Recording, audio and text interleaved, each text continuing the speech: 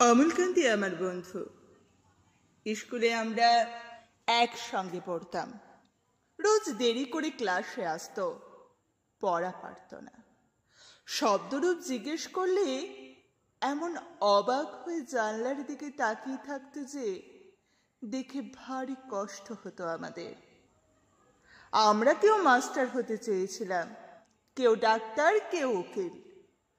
অমলকান্তি সেসব কিছু হতে চায়নি। সে রোদ্দুর হতে চেয়েছিল।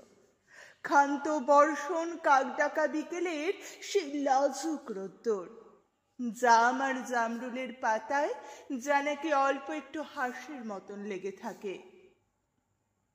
আমরা কেউ মাস্টার হয়েছি, কেউ ডাক্তার, কেউ উকিল।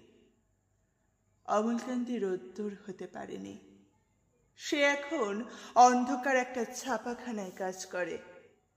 মাঝে মধ্যে আমার সঙ্গে দেখা করতে আসে, চা খায়, এটা ওটা গল্প করে, তারপর বলে, উঠি তাহলে।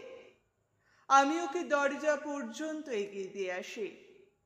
আমাদের মধ্যে যে এখন মাস্টারি করে, অনায়াসে সে ডাক্তার হতে পারত।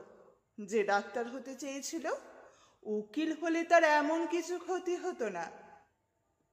অথচ সকলেরই ইচ্ছে পূরণ হলো, এক অমলকান্তি ছাড়া। অমলকান্তি রোদ্দুর হতে পারেনি। সেই অমলকান্তি রোদ্দুরের কথা ভাবতে ভাবতে ভাবতে ভাবতে যে একদিন রোদ্দুর হয়ে যেতে চেয়েছিল।